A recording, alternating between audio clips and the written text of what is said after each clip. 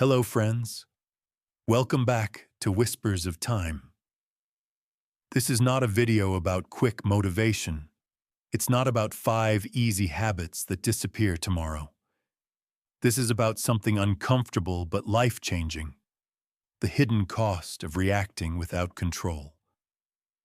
There's a silent war happening every day. Not outside you, inside you. Someone ignores your message. Someone criticizes you in front of others. Someone spreads a rumor. Someone speaks to you with disrespect. And something inside you immediately burns.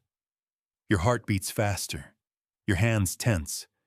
Your thoughts become sharp and loud. You react. You send the message. You raise your voice. You defend yourself. You try to win. But here's the truth most people never admit. In that moment, you didn't win. You lost control. We live in a world where reactions are encouraged. Social media rewards outrage, arguments get attention, drama spreads faster than truth, and slowly, without realizing it, people begin to believe that reacting quickly means being strong. It doesn't. It means someone else just controlled your emotions. Think about the last time you lost your temper. What actually happened? Maybe it was small. A friend made a sarcastic joke about something personal. It touched an old insecurity. You laughed at first. Then you replayed it in your head. Then you sent a long message explaining why it wasn't funny. The conversation turned defensive. Voices changed. Distance grew. Days later, the friendship felt different. Not because of the joke, but because of the reaction. Or maybe it was bigger. A manager criticized you during a meeting, not privately, publicly, in front of your team. Your face felt hot. You felt embarrassed. You felt attacked. And instead of pausing, you fired back. You listed your achievements. You challenged their authority. You raised your voice slightly higher than necessary. The room went quiet. The meeting ended. But something else ended too. From that day forward, you were no longer reliable or professional. You became emotional. One reaction rewrote years of reputation. This is how power slips away, not in dramatic explosions, but in seconds of lost control. Most people don't notice how often this happens. A text message sent too quickly. A harsh comment said in anger. A social media reply typed at midnight when emotions were louder than reason. And the damage is real. Relationships fracture. Opportunities disappear. Trust weakens. The painful part? It feels justified in the moment. That's what makes reaction so dangerous. It feels right when it's wrong. When someone disrespects you, your mind says, "If I stay silent, I look weak." When someone lies about you, your ego says, "If I don't defend myself immediately, I lose." But reacting instantly is like trying to put out a fire with gasoline. You don't create clarity. You create chaos. Here's what's really happening beneath the surface. Every reaction is a button, and someone else just pressed it. If they can control your mood with one sentence, they're controlling more than your mood. They're controlling your energy, your focus, your direction. That means your peace is not yours. It belongs to whoever triggers you. That is emotional slavery.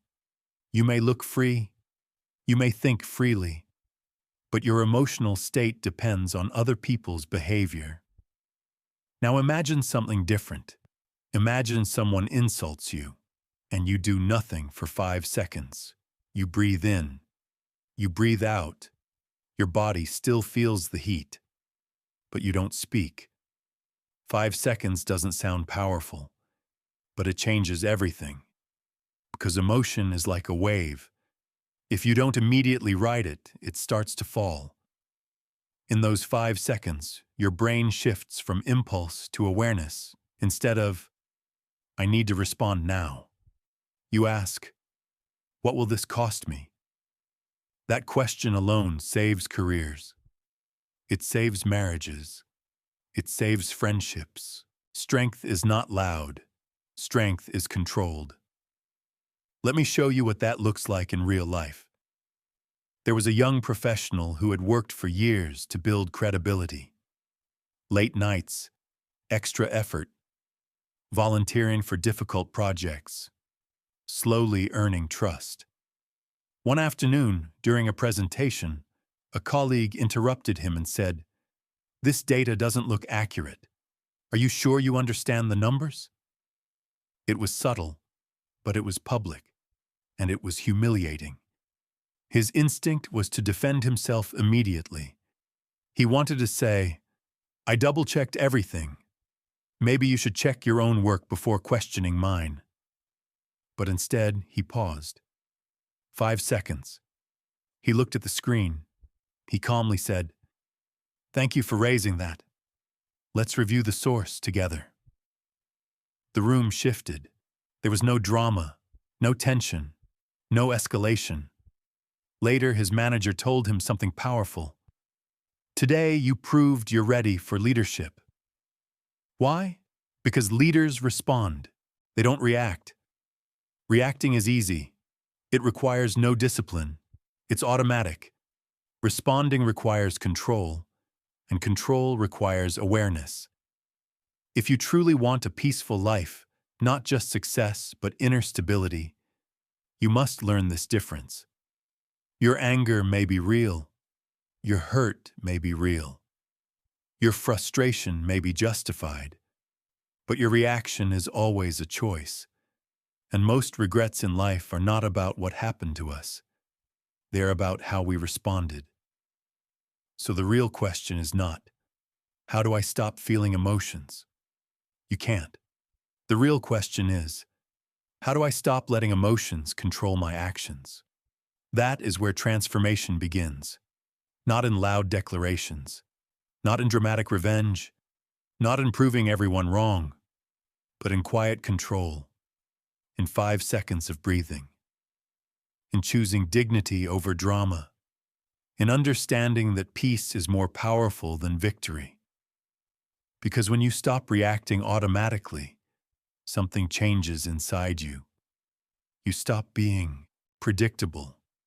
You stop being easily manipulated. You stop giving your power away. And slowly, without noise, you become untouchable. Not because the world becomes kinder, but because you finally stop letting it control your mind. There are moments in life that replay in your mind long after everyone else has forgotten them. Not the insult, not the mistake, not even the argument itself, but the way you reacted. It's strange how memory works. You don't stay awake at night remembering exactly what someone said to hurt you. You remember the look on their face when you lost control. You remember the silence after you shouted. You remember the message you wish you could delete. Most people believe regret comes from failure. It doesn't. Regret comes from reaction. A relationship rarely ends because of one disagreement. It ends because of how that disagreement was handled. A friendship rarely breaks because of one joke. It breaks because someone responded from pride instead of patience. A career rarely collapses because of one mistake. It collapses because someone reacted emotionally instead of strategically. And the painful part? In the moment, reacting feels justified. You feel small, so you shout to feel big. You feel attacked, so you attack back. You feel ignored, so you withdraw dramatically. But once the moment passes, something heavier replaces anger. Shame, guilt, silence. Let's be honest. How many times have you said, "I shouldn't have said that"?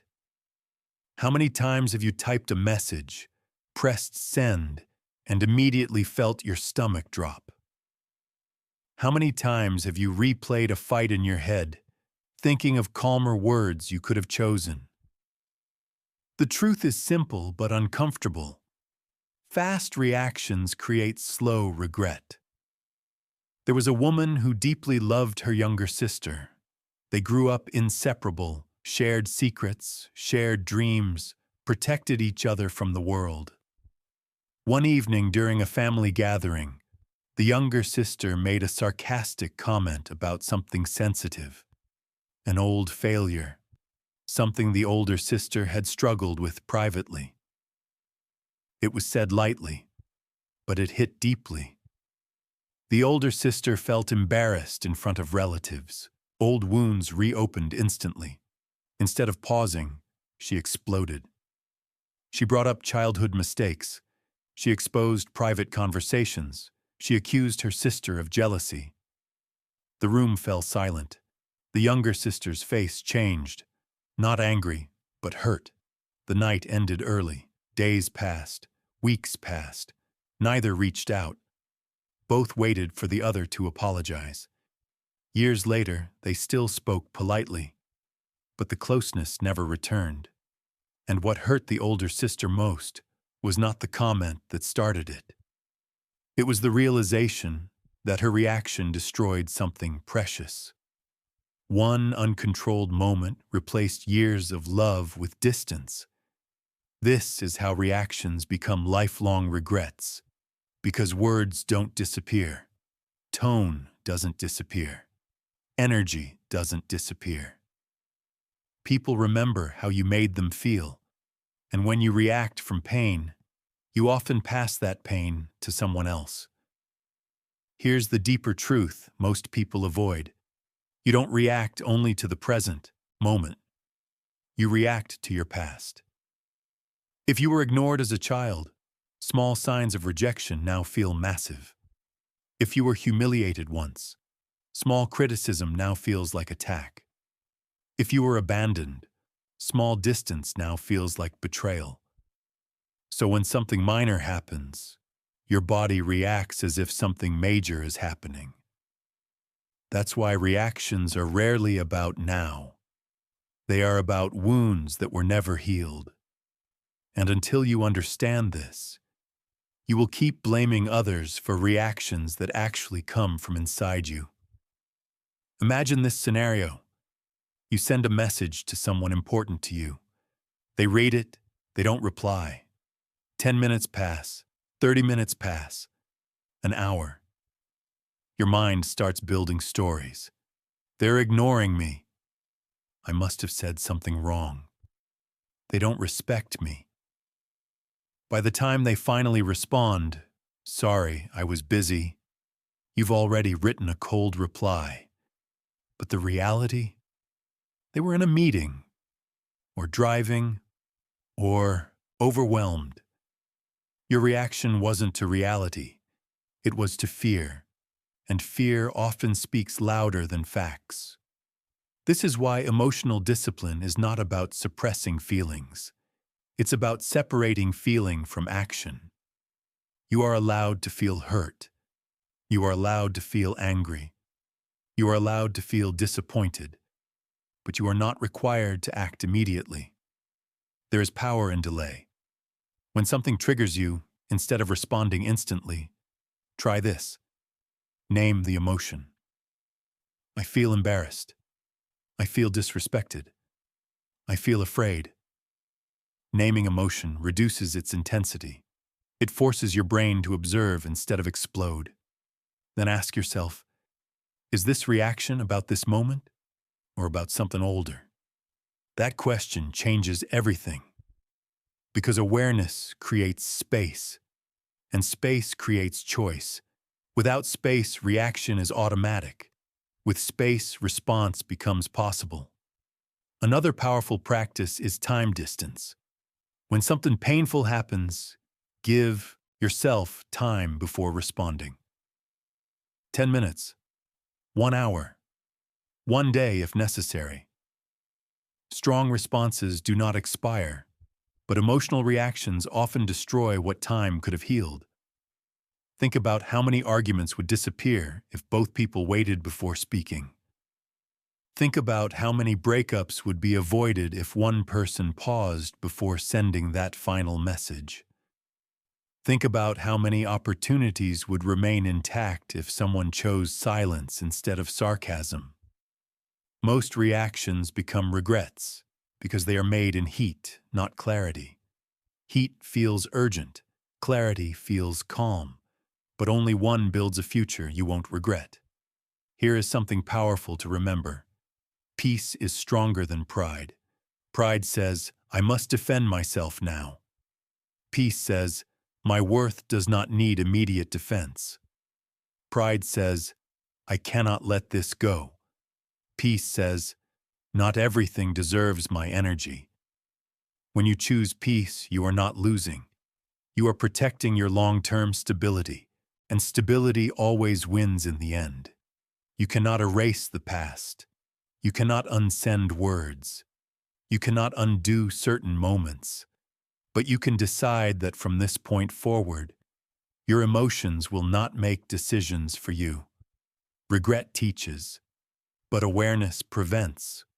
So the next time you feel that familiar fire rising in your chest, the urge to respond instantly, pause. Not because you are weak, not because you are afraid, but because you are wise enough to understand that one reaction can echo for years, and you are no longer willing to pay that price. We live in a world that worships noise. Everyone is speaking, everyone is defending, everyone is explaining, everyone is trying to win. Arguments are public, opinions are loud, reactions are immediate.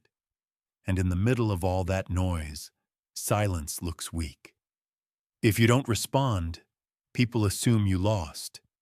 If you don't argue back, they assume you were wrong. If you don't defend yourself, they assume the accusation was true. But silence is often misunderstood. Silence is not surrender. Silence is control. It takes far more strength to hold your tongue than to release it. It takes far more discipline to walk away than to win an argument. It takes far more maturity to stay calm than to prove you are right.